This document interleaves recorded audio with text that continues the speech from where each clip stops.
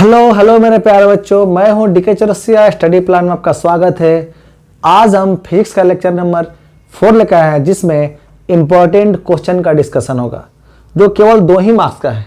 आइए चलते हैं। यहां पर क्वेश्चन है चुंबकीय प्रवृत्ति, फिर दूसरा क्वेश्चन है चुंबकीय तीव्रता और दूसरा क्या है चुंबकीय धारणशीलता। मतलब चुंबकीय तीव्रता, चुंबकीय प्रवृत्ति और चुंबकीय धारणशीलता एक दूसरे से कनेक्टेड, एक दूसरे से जुड़ा हुआ है। तो डिफिनीशन में आपको ये पूछ दे या ये पूछ दे या ये पूछ दे, कोई पूछ सकता है।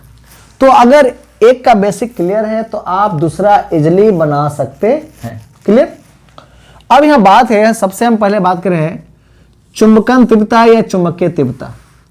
सपोज करना है, अगर कोई भी चुंबकीय पदार्थ है, कोई भी चुंबकीय पदार्थ हो, तो हर चुंबकीय पदार्थ की एक अपनी कैपेसिटी होती है, एक अपनी क्षमता होती है रखने की।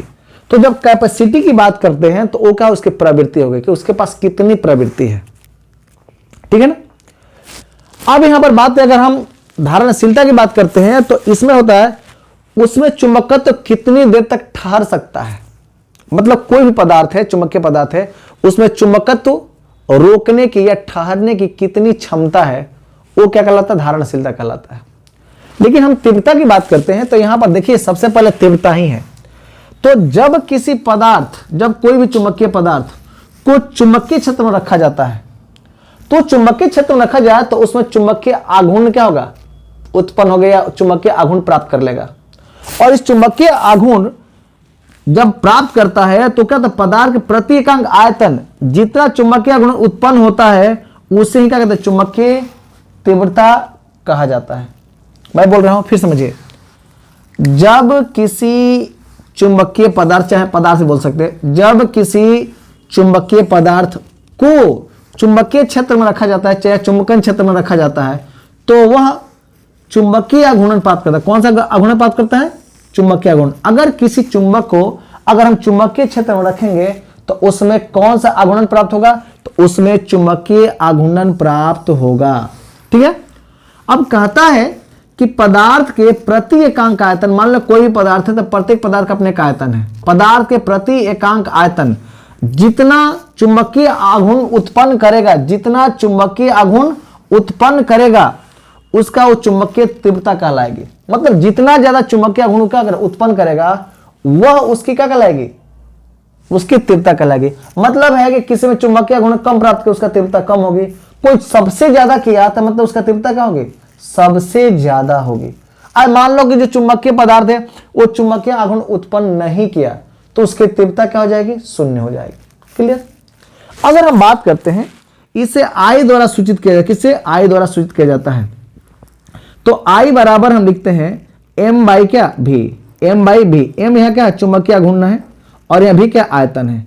यानी कितना एक आयतन, मतलब एक प्रति एकांक अगर आयतन की बात करते हैं उसमें जितना उत्पन्न होगा वो उसकी क्या कहलाएगी, आघूर्णन कहलाएगी। इसका मात्रक एम्पियर पर मीटर होता है। क्या होता है, एम्पियर पर मीटर होता है। क्या होता है, एम्पियर पर मीटर होता है।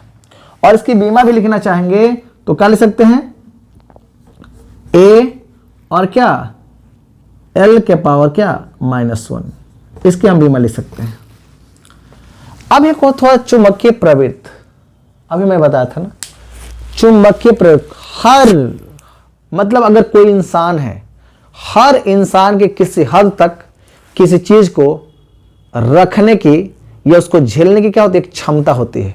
वो क्षमता उसकी क्या कहलाती है, प्रवृत्ति कहलाती है। कितना तक, तो मैं यहां कह रहा कोई भी चुंबकीय पदार्थ, कोई भी चुंबकीय पदार्थ या चुंबक किस हद तक चुंबकत्व को प्राप्त कर सकता है, किस हद तक चुंबकत्व को प्राप्त कर सकता है, वह उसकी प्रवृत्ति से पता चलता है। मतलब हम किसी चीज को कितना हद तक रख सकते हैं उसकी किससे पता चला, प्रवृत्ति। जैसे मान लो ये कलम है, एक कलम हम 1 सेकेंड, तो मेरा प्रवृत्ति हुआ 1 सेकेंड के लिए।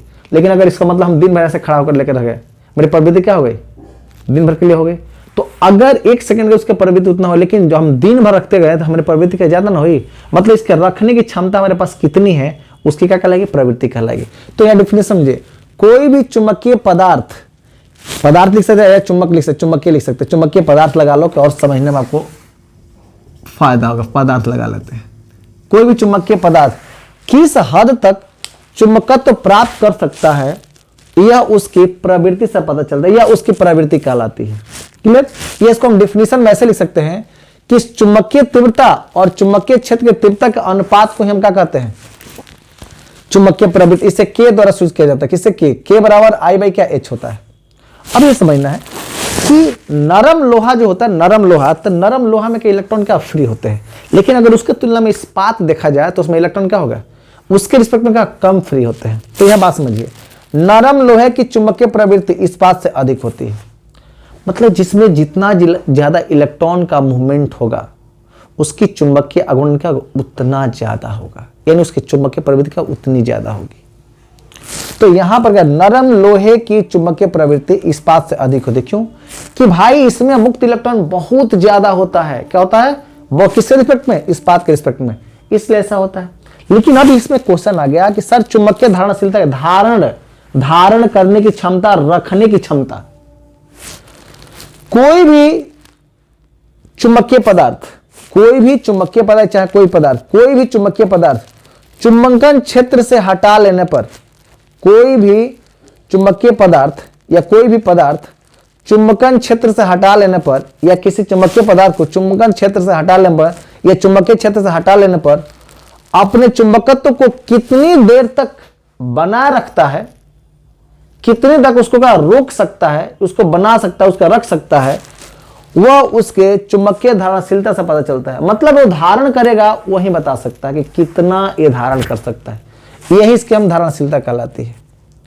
तो अगर मान लो कि अगर हम नरम लोहे की बात कर रहे हैं और क्या इस्पात करता है, ज्यादा चुंबक कौन रख सकता है? नरम लोहा, क्योंकि इसमें इलेक्ट्रॉन फ्री है, इसमें इसके रिस्पेक्ट में इसमें कम है। तो सबसे ज्यादा चुंबकीय धारण करने की क्षमता किसमें है? नरम लोहे। किसके रिस्पेक्ट में? इस्पात के रिस्पेक्ट।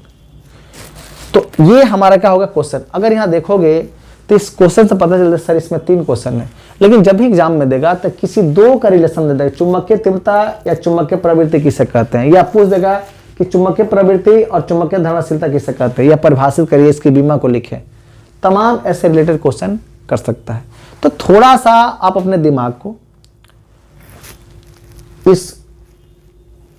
इसको अच्छा से सोचेंगे अपने दिमाग से, तो आप इस चीज को बहुत अच्छा से कर सकते हैं। लेकिन एक बात और समझिए, इसको लिखकर,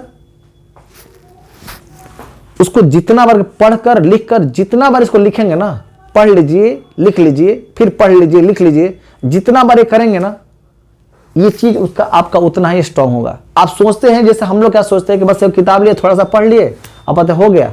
नहीं, आप जितना देर पढ़ रहे हो, जिस चीज को पढ़ रहे हैं उसको कितना बार लिख रहे हैं, ये उस पर डिपेंड करता है। जितना बार लिखिएगा आपका दिमाग क्या होगा, उतना ही बेहतर वर्क करेगा, आपके सोचने की क्षमता उतना ही ज्यादा डेवलप करेगी। लेकिन हम लोग क्या करते हैं, याद कर लिया बस हो गया, इससे काम चलने वाला नहीं है।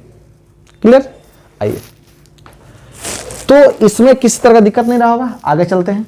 नेक्स्ट क्वेश्चन है हमारा कि चुंबकीय बल रेखाएं एक दूसरे को काटती नहीं है। समझना है कि चुंबकीय क्षेत्र में चुंबकीय बल रेखाएं क्या होते हैं?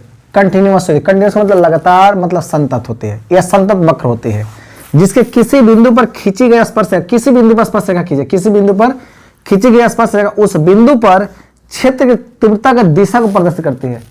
उस बिंदु पर क्षेत्र की जो तीव्रता या उसकी दिशा को क्या करती है?